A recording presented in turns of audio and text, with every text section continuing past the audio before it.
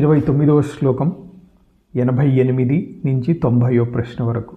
పశో పశు కో న కరోతి ధర్మం ప్రాధీత శాస్త్రోపి న చాత్మబోధః కిం తద్విషం భాతి సుధోపమం స్త్రీ కేశత్రవో మిత్రవదాత్మజాద్యాః.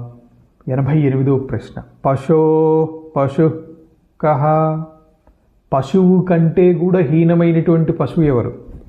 నకరోతి ధర్మం ప్రాధీత శాస్త్రోపి నచాత్మబోధః.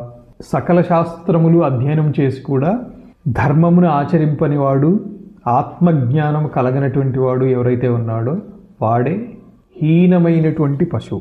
కిం తద్విషం భాతి సుధోపమం. సుధోపమం అమృతం వలె కనిపిస్తూ విషతుల్యమైనటువంటిది ఏది? స్త్రీ. కేశత్రవ మిత్రవత్ అంటే మిత్రుల వలె, ఆత్మీయుల వలె కనిపించేటువంటి శత్రువులు ఎవరు? ఆత్మజాద్యాః బిడ్డలు, కొడుకులు, మొన్నగువారు.